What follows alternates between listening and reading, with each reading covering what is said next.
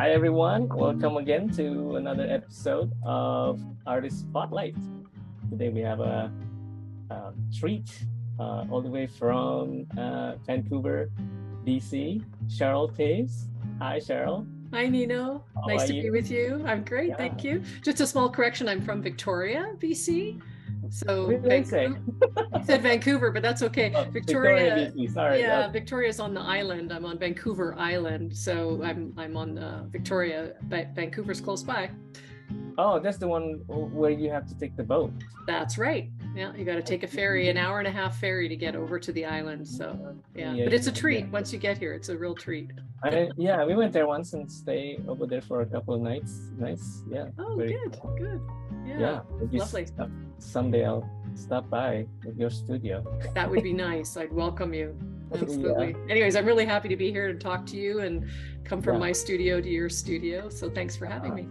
We're very close actually. So Yeah. yeah, thank you for sparing some time, and we can chat about getting to know you a little bit more, your art practice, and also your coaching.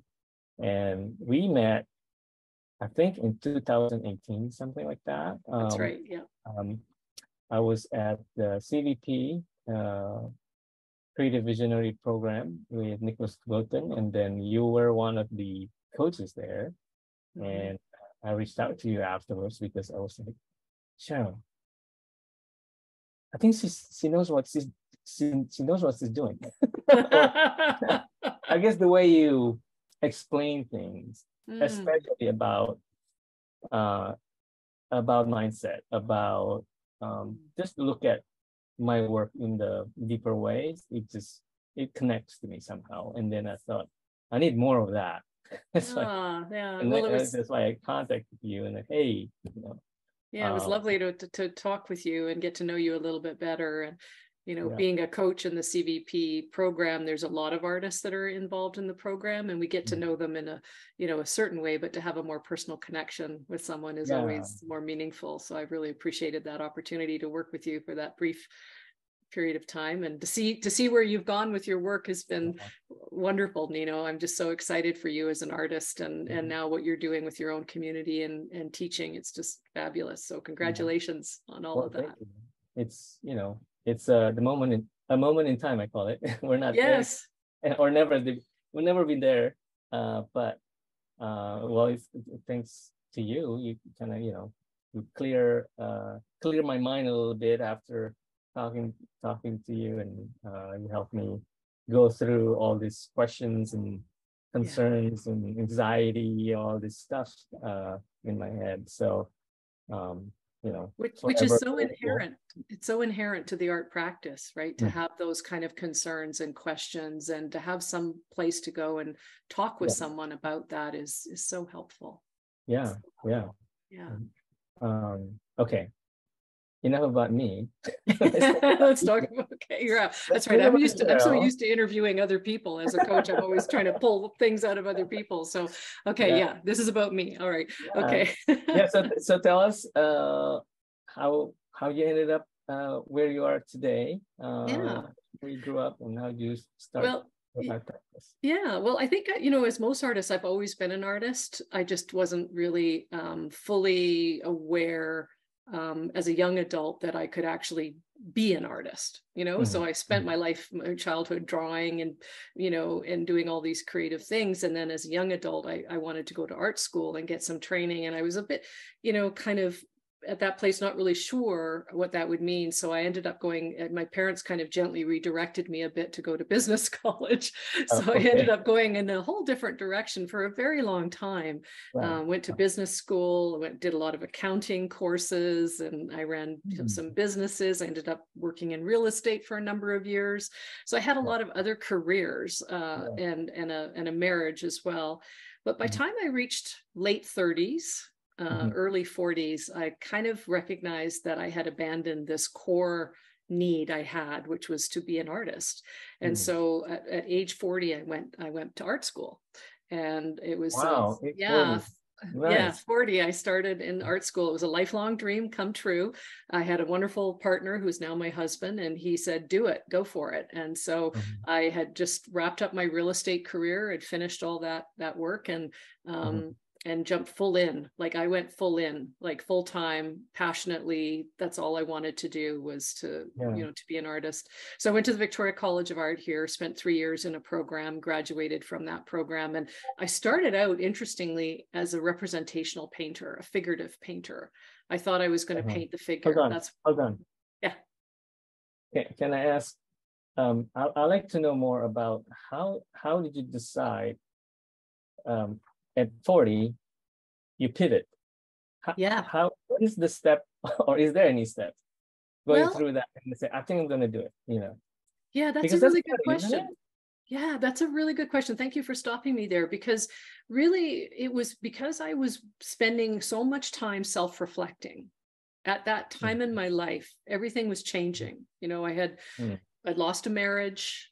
I'd mm, gone through a lot of changes in my life at that time, career changes, a lot mm, of personal growth was happening, if you will. So I spent a fair bit mm, of time writing, and I came across the book. Maybe some of your listeners, and maybe you even recognize it, The Artist Way by mm, Julia Cameron. mm, It's a book that is about um, reclaiming your artist self. So that was really the first thing that I did. I was taking some drawing classes, but it was just really that self-reflection piece, like sitting down and saying, who am I now that I'm not married anymore? And mm, now that I'm sort of like in a position in my life where I have a little bit of time to really check in.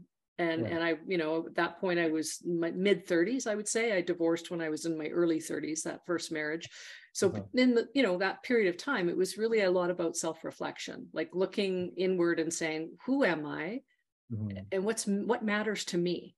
What isn't really important? So much of ourselves are formed by other people's desires about who we should be, that Mhm. the Mhm. overlays of what other people think we should be, and we're trying to be that for others, right?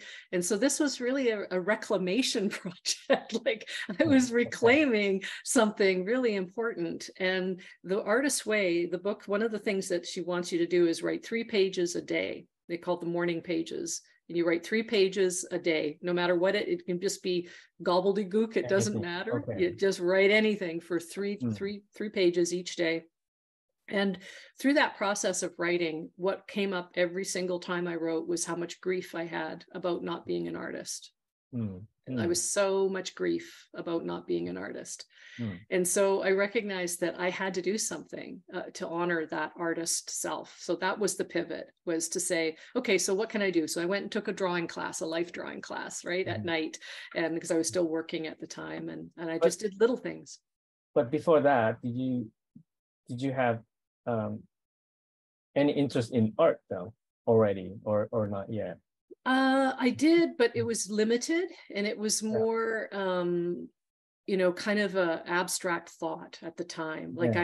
I had a memory of as a child of passionately wanting to be an artist, and I had been looking. I would look at art, and I was living.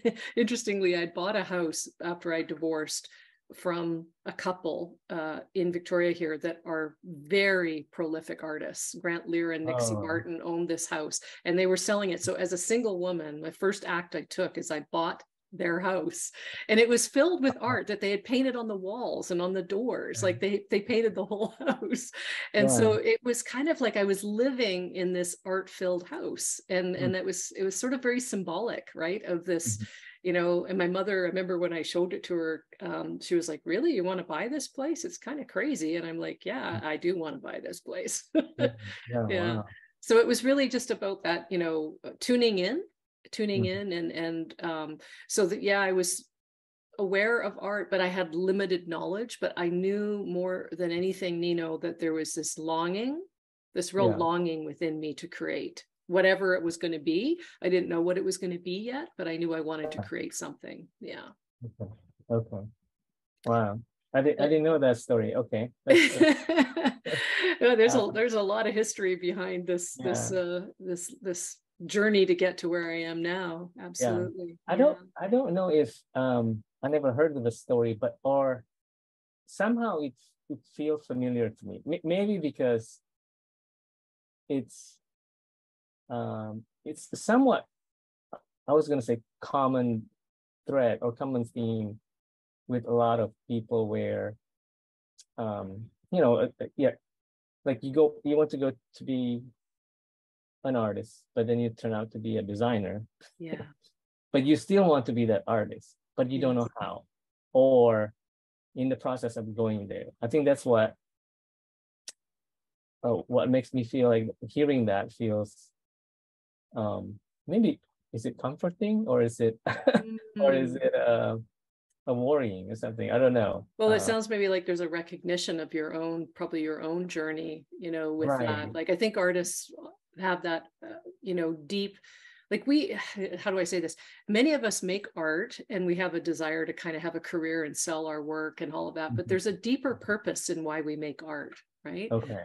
And I'm always talking about that with my clients, because I think that's the anchoring reason that we make art. It's something very attached to a core value that we have, to create. It's meaningful for us. It creates meaning for us in our lives, and we have to do it, and even if, and as much as we want to make it a career, oftentimes it's a lot of struggle for a lot of artists sometimes to get to that point of having a lucrative career as an artist, right? But they're still doing it. We're still doing it because it matters. It just matters, So, yeah.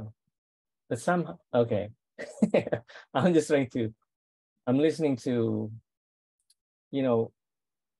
some people, well, I'm just going to say me, grew up in a place where art is not a commodity, or, you go to school and go have a career and pay the bills. And art is not one of them. Yeah. Art is just a hobby or a thing. So when you said it's deeper than the surface, so it's more like you need to do it. But then how do you even explain that I need to do it to other people? Or maybe you don't need to explain it. I think that is a challenge. I agree. And I think that's one of the reasons why, the work that I'm doing and the work that you're doing and a lot of other artists are doing, joining in community and saying, I see you. Like, I recognize your need. I recognize your passion. I recognize that, this is something really important to you, and we, it's art, making art is like nothing else in the sense that it has, it requires a lot of us to do it. And the reward, or what we get back, how do we measure a return back? It's different. The value system is different. The value exchange is different, right? And so that's what is important, I think, is that we have to switch our mindset from the commodification. The idea that our cultures exist on is that, you make something and you make a living from that, and this is how we value it, through money, value through money, right? So it's a different mindset of value, right, that we need to adopt, and that's, I think that's a real switch for a lot of us. It's you're not alone in that, believe me. It's like it's a common thing that I work with a lot of clients with too. So I can say so I was talking about going to art school. And so I went to this 3-year program, and then I graduated, and I had got picked up by one of the local galleries in Victoria pretty quickly after graduation. The Fran Willis Gallery got representation, and I was so thrilled because I just thought she was one of the best galleries here in Victoria. So it was like I had kind of, in my mind, made it to this gallery. It was really exciting. And I was only there for a couple of years, and then she closed. And I had a lot of that kind of experience where I had galleries and then they would close, and they weren't sort of, she'd been in the business 25 years, but it was her time to retire. So it was just bad timing on my part.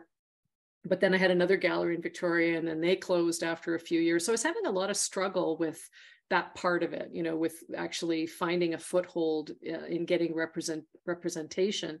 And I was very driven and ambitious about it, but I was also struggling a lot inside, with my own, that just what you're talking about. Like, I felt like I needed to make this into a living. I had to make money from it, and I had to be successful at it. And, so everything I was doing was kind of measured by that. And I was finding myself getting really confused about making work for what was the purpose I was making work for. So, and I had changed a lot through art school. As I mentioned before, I had started out as a figurative painter, and then I was introduced to abstraction in art school, and abstract expressionism particularly. And that just took me off on a whole other trajectory, right? So the idea that I could paint from, I could use color, form, line as meaning, that I could generate, imagery that was beautiful and meaningful, but didn't actually exist or reference anything in the outside world. Like, the subject matter was really me and what I was connecting with. And that was really intriguing to me, and also challenging. So, so I graduated in 2004. And I worked really hard for, 8-10 years, trying to get gallery representation and having a bit of that.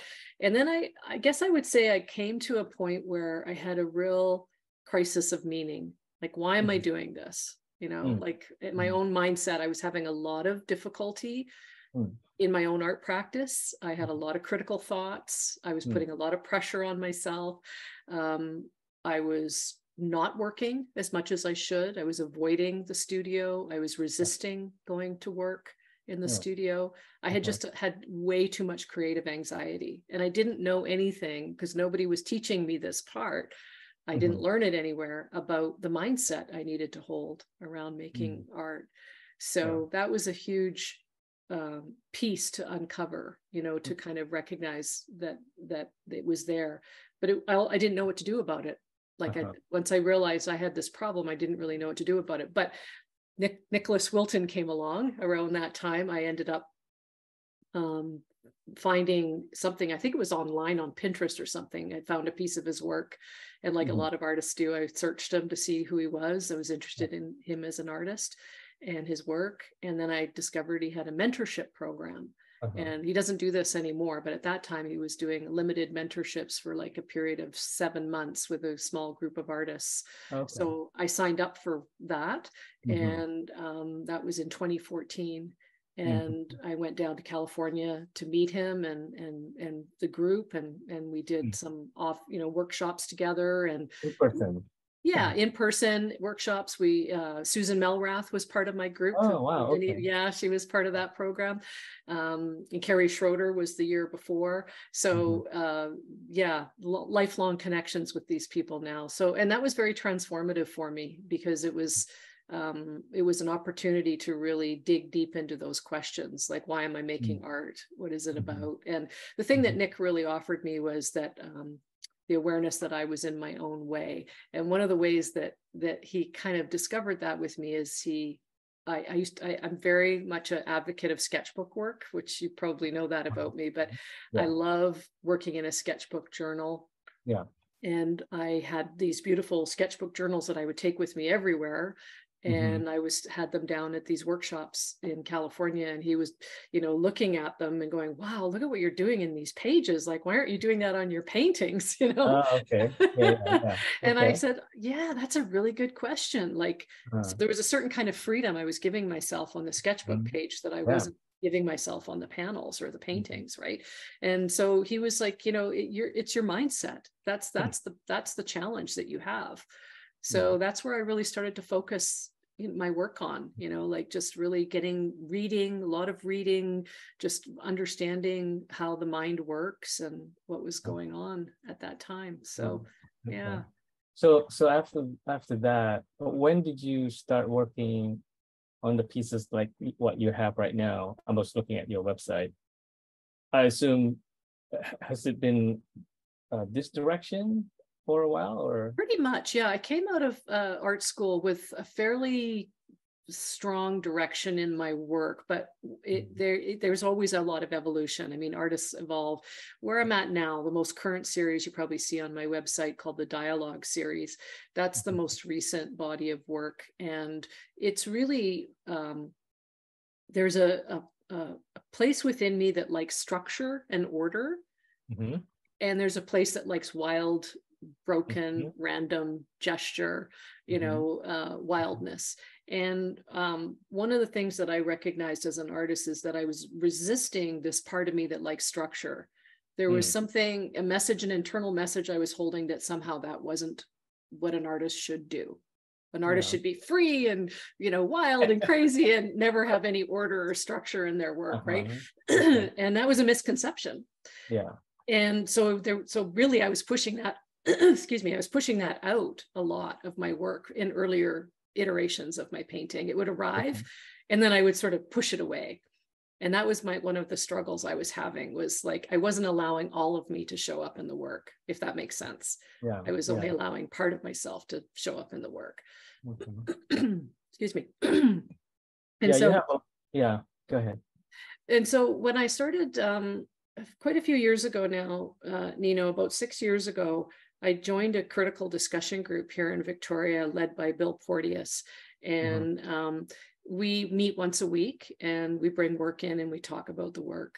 And that consistency of being with this group of artists and talking every week, except for there's a couple of months in the summer when we don't meet, was really powerful to be able to sort of get a bigger understanding of what was operating within me as an artist, and particularly the language of abstraction.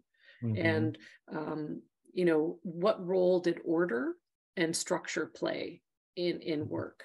And so that was something that through dialogue with this group, through talking, I came to understand, you know, that making abstract work isn't just about letting everything just happen. And, you know, it's like any other work of art. It adheres to the same compositional principles.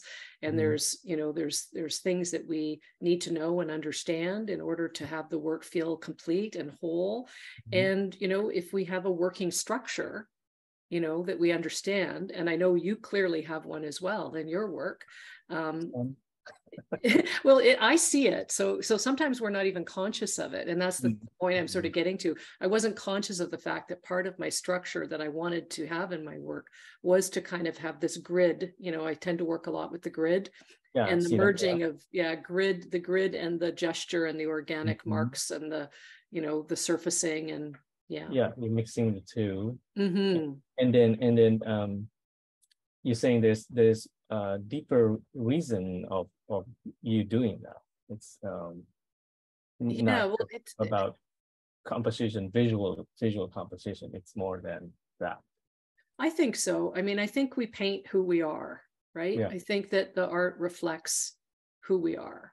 And when we allow ourselves to be who we are, when we get more comfortable with being who we are through mindfulness practices and self-compassion practices, we allow ourselves to be more fully present in the work. So the work to me, the work does two things. It reveals us, it reveals ourselves to ourselves, right? And it requires that we actually be who we are to make authentic work. Like when we talk a lot about authenticity, artists want, you know, they say, I want a voice, I want my style, I want to be authentic. Well, what is that, right? What is that? And to me, it's you being you. Like using the same things. You and I use the same things. You know, you use color, I use color. You know, you use form, I use form. You use line, right? We all have the same vocabulary, but you're going to use it in a completely different way. And it's going to be responsive to your aesthetics, the things that you're interested in and compelled by, and the way your arm moves and the way your eye, you know, sees things and experiences things. That's why, No, go ahead. That's why I was thinking like not really worrying about people copying you, because we're all different. That's right. That's right. I mean, people can try, you know, but eventually I think it will just switch or it will pivot somehow. It doesn't it's not going to last very long if you just keep talking to people. Yeah, it doesn't feel authentic, right? It won't. Yeah. I mean, I think there's great value in, and I know I did this a lot when I was an emerging artist. I think artists actually have very distinct stages of their development, right? And at the earlier stages of their development, when they're emerging and beginning, there's a lot of looking outward, looking outside themselves for information. And that's an important stage, and that's kind of like art school stage, or mentorship stage, right, where you're taking in a lot of information from external sources. And maybe you're looking at other artists' work that you feel really compelled by and is very attractive to you, and there's a good reason it's attractive to you, right? Like the rationale for me is there's two reasons usually work is compelling for you. One is it either holds the seed of your own voice in it. You can see yourself in the work, and that's exciting for you. So it gives you information about who you are as an artist. And the other thing that you might be experiencing is that the work is so different from what you are that you're attracted to the contrast of that, right? So it's a very different feeling than your own work. So it's important to know when you're looking at other artists' work, what is active within you when you're looking at it. And you can use that to help grow your own voice, if you will, in your work. Finding your own, But the almost trap like, can be sometimes looking so much that you're not doing that reflective piece, like you're not kind of absorbing what's yours. Yeah. It's more about intentionally learning or absorbing what's out there and digesting ourselves, and try to sometimes mimic those as a study, and then grow out of that. I call that sometimes my accident becomes my language. Trying to copy something and then becomes, I can't really do it. Okay, but I guess this is interesting. It's a different kind of thing. I love that. It's sort of like we find our way through trial and error, right? And sometimes even the things one of the important things about an art practice is to be able to fail. We have to really learn how to fail. We have to learn how to take that risk and go as far as we can potentially go, even to the point of failure. And failure isn't a bad word in the creative practice. Failure is a word that means you're pushing it into new territory, and there's a learning opportunity in that. Every time you can take something from that and go, okay, that didn't work, but what did work, or how could I change it, right? And you harness that for your own growth. That's an important part. I heard someone saying about failure is the steps to success. It's part of it. So what's the difference between your Mylar work than your work on panel? Panel. Very different. Okay. In fact, I haven't done Mylar work for quite a while, but I'm at an interesting point right now where I'm kind of revisiting that territory. I started doing Mylar work pretty early on, like after graduating. I was introduced to Mylar in art school, and I fell in love with it. It's a beautiful surface to work on. Every mark you put on it looks amazing. Every line looks gorgeous. It's crazy. So like buttery. It is, exactly.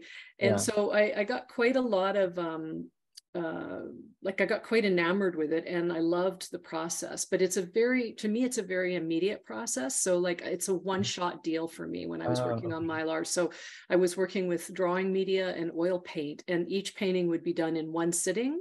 And I would not go back and do any modulating or changing to it. It was just sort of a very fresh, immediate one burst of expression, and then it was done. And so that was a very different way of working than I work now, which is when I work on panel, I work a lot more with building up some layers and just kind of using the information that's come previously to support the painting along the way. So I'm changing things as I go, using direct and indirect approaches to the painting. To create sort of a different, but the reason I gave up Mylar for a while was it was almost too easy, if you will.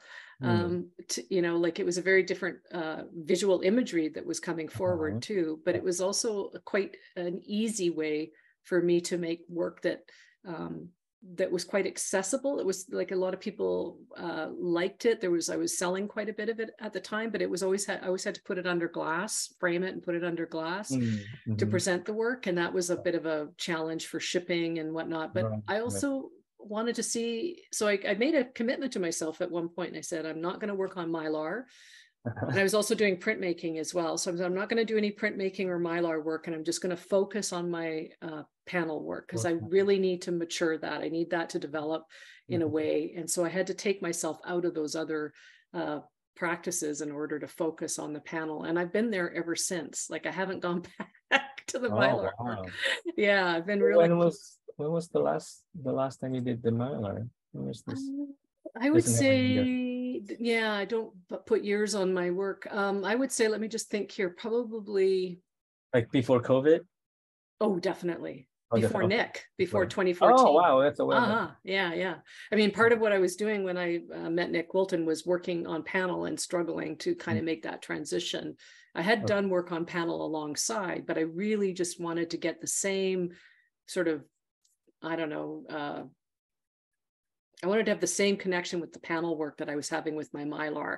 Didn't necessarily need it to be easy, but I wanted it to have something in it that I felt as compelled by as in the Mylar work. So yeah, it was so now I'm kind of at another little stage in my work where I've been working a bit on paper, and a larger scale paper with that same approach that I used on my Mylar. Not showing any of that work on my website right now, but just sort of, I feel like I'm in a transition right now and looking for something. So I'm giving myself these challenges to do, ways of engaging with my work to shake things up a little bit. And so just sort of revisiting that territory that I experienced with the Mylar work, if that makes sense. So that's cool. I think as artists, we have to shake things up every once in a while. Yeah, I think so. Yeah. It's the cycle, inventing, reinventing. That way we just, we're never done. We just keep going. No, and we don't want to get bored, right? We don't want to be, I mean, repetition is important, consistency is important, and kind of owning your creative position in your work, having that style, that voice develop and grow. And sometimes we have to do things to kind of unhinge ourselves a little bit, just to sort of see to make new space for something, to see what might arrive if we opened up a space for it. So I'm kind of excited about that right now, but also, teetering on that, oh my gosh, what am I doing kind of feeling. No, I'm excited to see more. Well, thank you. So let's talk about your coaching. When did that started? So you went to, when you started with Nick, wasn't it? Or was it that as well? No, so I met Nick in 2014, and then in 2016, he launched the first CVP program. You're the first one. Yeah. Well, he launched that program, but the story that I'm not sure if he's told this story very much, but he was not sure he was going to get a lot of signups the first time out. Well, he got quite a few the first time out, and he didn't have a team of people like he does now. So he invited some of his mentors, the people that he mentored, myself, Susan Melrath, Carrie Schroeder, Kevin, and a number of them from his mentorship groups, to join the CVP team at that point as coaches, because we knew his content so well. We understood the Art2life principles and what he was teaching. So that's kind of where I started working with Art2life, and I worked with Art2life for 3 years as one of the coaches. So 2016, 2017, 2018, I was part of those programs coaching. And at the same time, I was really recognizing that I had this passion for mindset, that most of the artists, when I was coaching people in the program, I was more interested in talking about their struggle and helping them with their mindset and their limiting beliefs, and and helping them to believe in themselves. That was what was really compelling for me. I wasn't as excited about telling them how to make their paintings better. Like Susan was better at that, Nick was better at that. So I found right away that I had sort of an area that I was really drawn to. So I started working on my own with some individual clients. And then, by time 2018 rolled around, I realized that that was really what I needed to do, what I wanted to do. So I launched my own coaching business, Insight Creative, at that time, and started working. I left the Art2life team at that time because it was a pretty consuming position to have, a job, and with Nick's support. And so grateful to have had that time with him, and all the learning that I did was super rich. And I started out on my own and started building my client roster, and started running my own online program. So I have an annual program that I run called the Artist Mindset, which is a 12-week program that focuses exclusively on that idea of art, what that particular aspect of art making. So I'm not teaching techniques or teaching anything other than we have certain exercises that we use, but it's all about paying attention to what's occurring within your mind, your thoughts, your feelings, your emotions, and how to work with them and make yourself a better place to create from, if you will. So you going from the inside, make that stronger, so you can produce a stronger work, which makes sense. Because sometimes I don't know, I guess we look at the techniques, how to do this, that more from the paint standpoint, which is important too. Yes. Right. But sometimes we forget, just like you said, having that belief, you believe that you can. It's hard to teach, isn't it? It is. Yeah. But there's a way. Well, it's about, I think each person has to come to this place within themselves and recognize what's in their own way, right? Like what's in my way is different than what's in your way. But there is some common things that we share, right? And one of the things that a lot of artists experience is an inner critic, is an inner voice that's critical. Right. And sometimes, when I'm teaching and working with clients, it's not just one voice, it's a lot of voices. There's a lot of noise going on in there, of critical voices coming at you. Exactly. And creative work is hard. We are working in the unknown all the time. You don't know if a painting's going to turn out. You don't know if it's going to be good. And so we have to have a mindset that allows us to feel a sense of openness and curiosity, no matter what's happening. Right?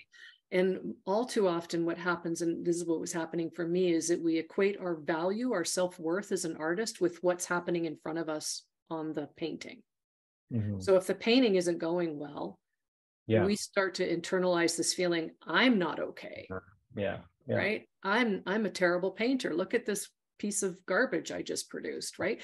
Well, those are not equatable things. You're just maybe having an off moment, maybe it's a problem to be solved, right? But for some of us, myself included, you can start piling on a lot of negative criticism at that point, and it can become a real problem to move forward, to do anything in the work, right? So the mindset of, to be able to kind of understand what's going on, what you're hearing in your own head, and what to do about it is what I find so empowering, to be able to know how to do that as an artist. Because every artist experiences this at some level, right? Every artist has doubt. Every artist feels insecure. Every artist is like, wishes they were making better work. That's a constant pursuit, I think, that we have to be better, to make our work stronger. Never goes away, right? But if that's debilitating or too big of a weight to carry, then you're not going to make the work at all. So you have to have a way to hold that, right? You have to have a way to hold that inside. So it's not so heavy. And then you mentioned you have exercises that you use or you share in your community, like there's a couple of things that I thought I could share with your group here today. And one of the things I think that's really important, especially in this time and age that we live in, where we're so bombarded with technology and information, and our lives are so busy, and there's so much stimulation, right? Yeah. We're overstimulated. So I think as artists, we have to recognize a couple of things. One is that we need drift time. We need to let our brains settle and be quiet to really understand. If you really want to get connected to your voice and, you know, your visual language and the things that we all desire as artists, we have to create a quiet space within ourselves to do that. We have to have a settled mind, and we have to be able to bring that into the studio with us. And so having simple practices that you can use, and one of them that I teach in my program is, you know, to kind of bookend your studio time with two practices, very simple practices. And the first one is what I call a transition ritual. So when you come into the studio, you need to unclutter some of the stuff that's already going on and make yourself in a better space for working. So a transition ritual doesn't have to be a huge thing, but it's a set of simple steps that you take, repeat it repetitively every time when you come into your studio. And because you're doing them at every time you come in the same order, your brain gets to recognize that this is a signal that you're moving into a creative space. So it's a transition. Yeah. So just as an example for me, like I like to have a cup of tea when I come into the studio. I have a certain type of music I like to listen to, and I like to do a little bit of journal writing. So those three things are the things that I do every time I come into the studio, and they signal to my brain I'm making that space in me to be ready for working. And it gets really quick. Your brain immediately kind of recognizes that. It's like a neural pathway is created in your brain, and it recognizes this, and it just immediately switches over. It's like you flip a switch. So the more you practice that, the easier the switch is to flip, right? Does that make sense? Yeah. So like you're getting ready to be in the zone. Exactly. And so by giving yourself, like assigning these actions with that desire, I want to be in the zone. So you set up a set of actions that work for you, then that makes the connection, in your brain really quickly. And it's a lot easier to get there, to that zone. Okay. And then the other part of it is when you go to leave your studio practice, take another few minutes at the end and, use your sketchbook or your journal to make some notes about what your studio practice was about that day, and particularly write an acknowledgement statement. So one of the things, we're often too hard on ourselves, right? So an acknowledgement statement is just acknowledging yourself for one thing that you did in the studio that you can feel good about, right? And it may be, if you had a really terrible day in the studio, it may be that you just showed up. Maybe that's the only thing you can acknowledge. But that's worth it, right? I showed up today. I'm going to acknowledge that I showed up today in the studio, even though it was a hard day. I stayed here. I was committed to my practice. And there's a reason we call it a practice, right? Because it is a practice. We have to kind of repeatedly show up, even on the bad days we show up and make our work. So, but oftentimes what I find when people use these two things, their whole relationship to their studio time changes, and the acknowledgement statements become bigger. They find more things of value that occurred. They start to recognize their strength. They start to recognize their successes. We're not real good at acknowledging our successes. We're far better at finding our flaws. So we actually need to practice, at acknowledging ourselves and celebrating ourselves. Yeah, because I guess you're practicing for looking something positive, and that slowly becomes a ritual or a habit. That becomes your lifestyle and becomes you. Absolutely. And what's so interesting about that, Nino, is that we actually, as human beings, we are programmed to be negative biased. Yeah. Why is that? It's primitive. It goes right back to the very early days of our survival. Humans needed to pay attention to danger. And negative things are dangerous. Right? So it's very much about the very base reptilian brain, the very early brain. And so it takes, they say something like 10 positive comments to outweigh one negative comment. Right? It's a good example of it. So when, maybe you're like, you've got a post on Instagram and you're getting all these accolades, and then somebody says something terrible and you're like gutted by that, right? Ruined. It's a good example of that. So we have to be conscious of the fact that the way our brain works, is that we need to find ways to sort of practice, as you say, that habit of self-support and self-acknowledgement and self-compassion. Self-compassion is a huge, huge thing. And what I mean by self-compassion is just treating ourselves better, being kinder to ourselves, saying kind things to ourselves, noticing the things that we say so that we're not so hard on ourselves all the time. Yeah, that's a huge piece too, to the work that I like to do. So, go ahead. Oh, I was just going to ask about your sketchbook. How's the sketchbook? Is this the sketchbook program? Is a different program that you have?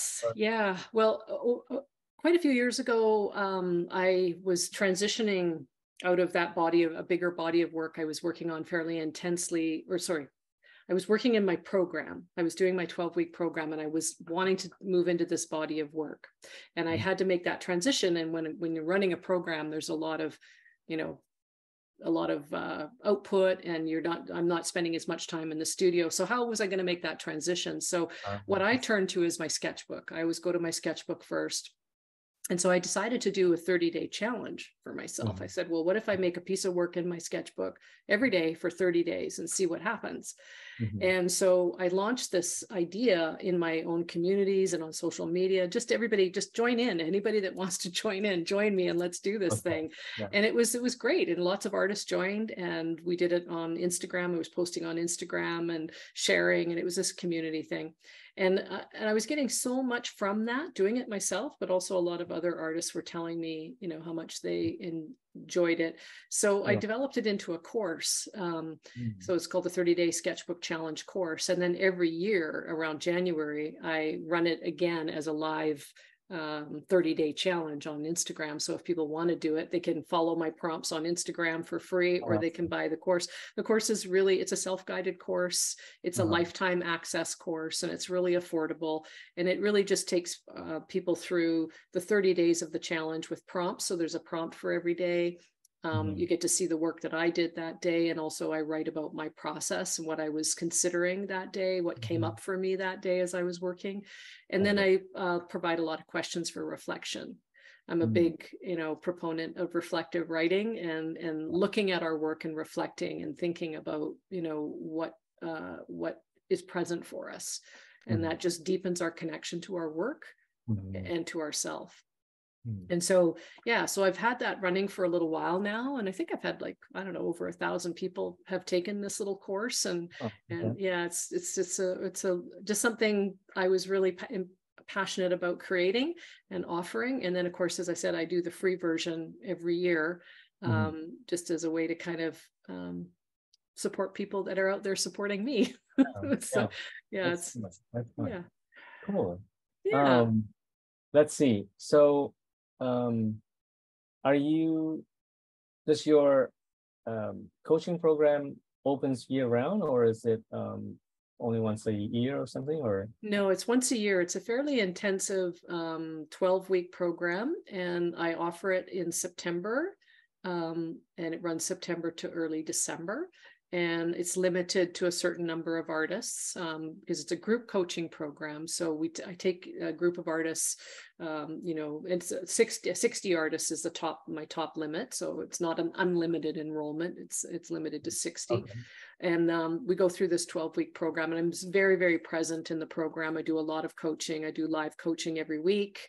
I'm on, we have a private Facebook group, and I have a private website, and I spend a lot of time, working with the artists as things are arriving, as they go through these exercises and they engage with the content, and I help them to understand better what's at play for them. So, and then they get to share with each other as well, which I think the shared learning experience is wonderful for artists, right? Because when we recognize we share the same struggle, it makes that struggle less of a burden to carry. Yes. Right. And it makes it normal, because it is normal. Right. Yeah. Right. And that's one of the big things, like normalize it, make it easy to talk about. Yeah. Because oftentimes we thought like, well, what's wrong with me? We thought everybody else struggle. Turns out everybody's struggle. Everybody's sort of the same. You're absolutely right. I mean, that was one of the big things for me. In before I met Nick, I thought I was the only artist. I literally thought in my studio, standing there, I was the only artist in the world that was struggling with this. Okay. Like, that's what I literally thought, and I couldn't figure out how I could be in so much pain inside and still want to make art so much. Like, how can those two things exist within me? Yeah, Yeah. So yeah, having other people, other artists to share this with, to travel with, like you're doing in your own communities and like I have in my community. I think this is one of the greatest gifts that the internet has, offered, and our online platforms has offered us, is this, in the past, artists were alone in their studios and they have to find community where they were, and it wasn't always accessible, and this is like, just is blown everything open, right? We get to have relationships all over the world, which is amazing, Yeah. One last thing. I want to go back to, you mentioned about rain. Can you explain that a little bit? Oh, RAIN, yes. Yeah. So thank you for reminding me of that. Yeah, RAIN is an acronym, RAIN, that I teach in my course as a mindfulness practice. So if you haven't heard about the term mindfulness before, it's really just the awareness of our inner thoughts and feelings. So that's just really what it's about, and paying attention to them and connecting with them so that we're aware of what's happening. So RAIN is just a step-by-step process that you can use in order to help you to recognize and experience what's going on. And so it's not my acronym. It was created by Tara Brach. Brach is her last name. And she is a meditation mindfulness teacher. She's got lots of great content online. And I'll also mention for your listeners, Kristen Neff, Neff. She's also another person whose work I refer to a lot. And she has a lot of great tools on her website, but she teaches mostly on self-compassion and the benefits of self-compassion, especially for learning and confidence growth. But RAIN stands for, the R stands for recognize. So the first step whenever we're wanting to understand what's happening for us is to recognize what's happening. So label it, give it a name. Oh, I'm noticing that I'm feeling anxious right now, or I notice I'm feeling some fear right now, or confusion. So you just recognize, and that immediately takes you into your awareness, right? Then the A in RAIN is for allow, or some people prefer the word accept. So it could be allow or accept, right? But the allow is sometimes a little easier, but can I just allow this feeling, whatever it is, to be here, right? Not fight it, not judge it, not label it as good or bad, but can I just allow the fact that maybe I have some resistance right now, or whatever it is you recognize, that it's present? Can I just be with it? So again, you're kind of not reacting, you're just kind of in a better, calmer state already because you've recognized and then you allow. And then the I is for investigate. And investigate is about being curious. Yeah. And it's about kind of, if you're feeling ready to, you might ask yourself some questions about what you understand about this feeling. What brought it up? Has it been there before? Is there another place in your life where it happens? So that might be where you get a little more curious about what's going on within you, within your own mindset. And then the last letter of RAIN is N. And I think this is actually one of the most important parts of RAIN, and probably one of the hardest parts of RAIN for a lot of people, is nurture. And so the N is for nurture, which to me is, again, self-compassion. Can I be kind to myself right now? So I'm having this feeling, let's say it's judgment or self-criticism. Noticing I'm being self-critical. Can I just be kinder to myself in this moment? Can I let go of that judgment? And can I just soften a little bit towards myself and be kinder? Treat myself like I might treat someone I love. Right. And so the nurture part is often a harder piece, but it's a really important piece, because when we self-nurture and offer ourselves self-compassion, we actually feel better. And when we feel better, we do better. Does that make sense? That's makes a lot of sense. I think the next question for me, I know it was the last one, but that's okay. All of these exercises are, I feel like, how do I access this exercises or make sure I remember when my day is like running around all the time? Because these are very intentional practices. For example, your bookend practice, I have to remember, or I have to, prepare myself. And also before I go out, I have to take notes. What if I have to pick up my kid? I'm late. Yeah.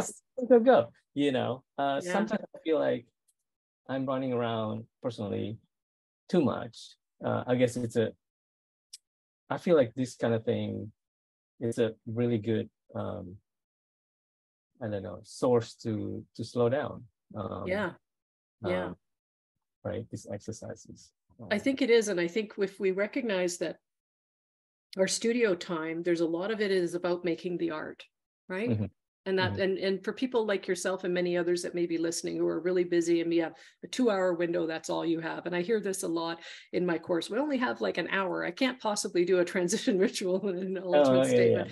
So I guess the thing I would say is that if you feel like your mindset is in the way of making the most use of your studio time, like if you're having a problem with your mindset, then I would say make that time for it. Like, put on a timer. If you have to pick your daughter up at 3 and you've got to leave by 2:30, we'll put on a timer for 2:15 and take that 15 minutes and wrap up your studio time. So be intentional about it, right? But if you're not having any problem transitioning into your studio, if you've somehow found a way to just transition in and transition out, and it's working for you, then if it ain't broke, don't fix it, kind of thing, right? But if you feel like this would be helpful, then and you want to slow down and be more present, then maybe this is something that you start to incorporate. But recognize that studio time isn't just about making our work. Studio time is about reflecting on our work.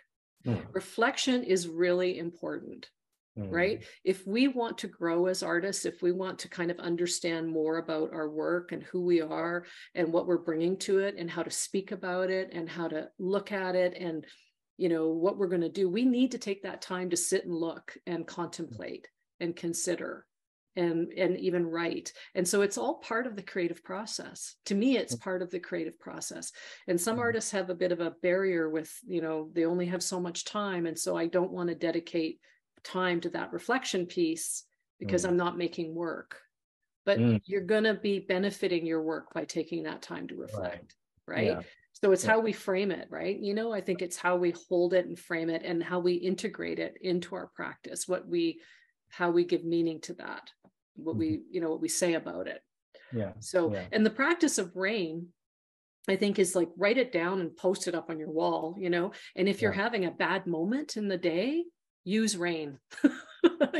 Like use it as a Hail Mary, or something to sort of pull you out of, some place that you're in. It's something that you use in response to having a problem with what you're feeling, feeling overwhelmed, feeling, flooded, emotionally flooded, feeling overstimulated, any of those things. You might want to use rain. It only takes a couple of minutes. Recognize, allow, investigate, nurture.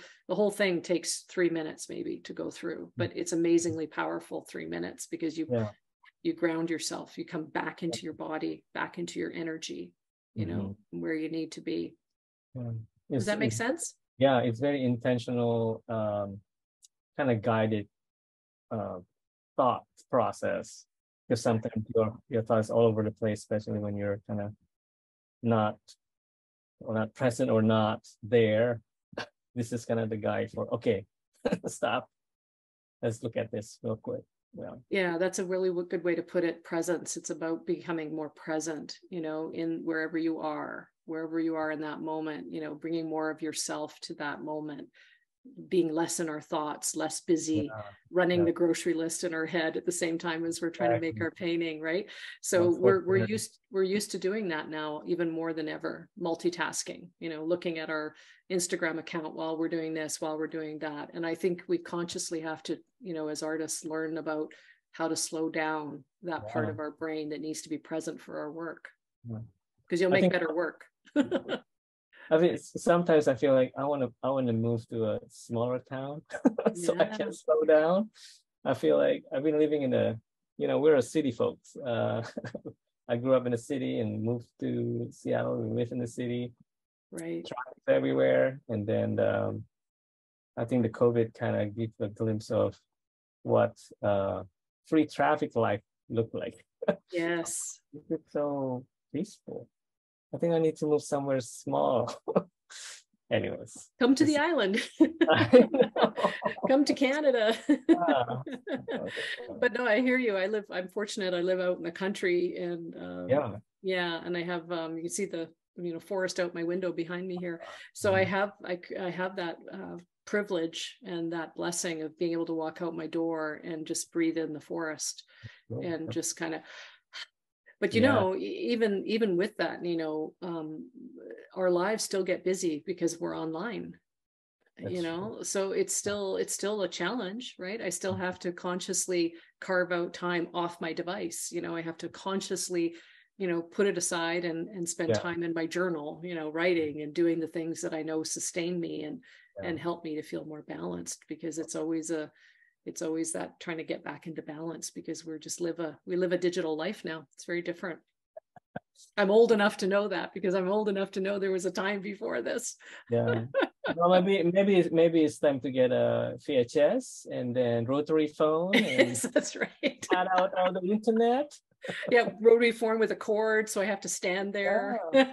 Write letters instead. Oh, wouldn't that be nice? Writing letters? When's the last time you got a letter in the mail? No. Well, we kind of did some fun postcard exchange in our group. So we exchange postcard size artwork. So you did a treat. Yeah, it was fun. So. Oh, that would be so good. And was that from people all over the world, like sending it? Mostly in US so far. Yeah, but it's not a required thing. So everybody who wants to exchange postcard, exchange and then we'll send each other postcards. So. I love that idea. I'd love to get a piece of postcard art in the mail. That would be so fun. Yeah, it was fun. I love it. Anyway, so this is so full of gems. Thank you. You're welcome. I'm grateful to be able to share. And I'm grateful. Yeah, I'm grateful. Thank you for being here. So any last thing before we leave? Wait, hold on. Yeah. Where can we find you? Well, all the usual places. I think you're going to be posting some links with wherever you're sharing this, but I'm on Facebook and Instagram. And of course, I have my website for my coaching is insightcreative.ca, and my art website is cheryltaves.com. So those are the two places you can see my, read about my coaching work and read about and look at my art. I have a little gallery. Anybody that's listening that's in Scottsdale, Arizona, the Jorge Mendez Gallery is representing me in Scottsdale. So I have some work down there. If you're in that area, you could walk on in and say hello. But, other than that, I am on Instagram and Facebook, and people will probably notice I'm a pretty private person. So I'm a limited sharer. I share because it's in my heart to share, and I try not to be always. I'm not, there's not a lot of pictures of me working or demonstrating or anything like that. I always admire you, Nino, for your ability to do that. Maybe I should slow down. No, I love watching you. I think we do what feels right for us, and I think that's something maybe I could leave, those that are listening with it, especially with social media. I was very reluctant to be on social media because I am a very private person, but it's been such a beautiful exchange with others, like to have that, sharing with others. It's been really lovely to connect with others that way. But I do it in a way that works for me. Like I have to do it in a way that works for me, because otherwise, I can get kind of caught up in it all, and it can be a bit too much. So for me, I try to bring mindfulness to almost everything that I'm doing, authentic marketing when I'm selling my programs, bring my authenticity to everything that I'm doing. And there may be lots of ways that I could be better at social media or better at promoting, but it just doesn't feel right for me. So I just do what feels right for me. And that's what works for me anyways. That's awesome. I mean, that's like, that shows confidence, right? You know what you want, you know what works for you, and you do it your way instead of following all these different, Yeah. I feel like I'm the other way around. Oh, maybe I should do it that way because that person says to do that. Okay, try that one. I'll say that. Well, we're all finding our way with it too. And I mean, I think I think the way that you share, Nino, on social media is really authentic. Like it feels like like you're being who you are. You're fun, you're playful, you're generous in your sharing, and it's really, really exciting to watch you work when you film your work and the way your paintings transition. And I've just I can't tell you how many reels I've watched of you working on your paintings. So it's working for you, and if it feels good to do it, then why not, right? If you're enjoying it, why not? So, but yeah, you have a choice. That's the main thing. Good. All right. Well, thank you again. You're welcome. Yeah, thank you. It was a real pleasure to talk to you today. Yeah. Okay. So I guess I'll see you around. Okay. See you in the usual places. With those channels. Okay. Okay. Right. Thank you, Nino. Bye, everyone. Bye.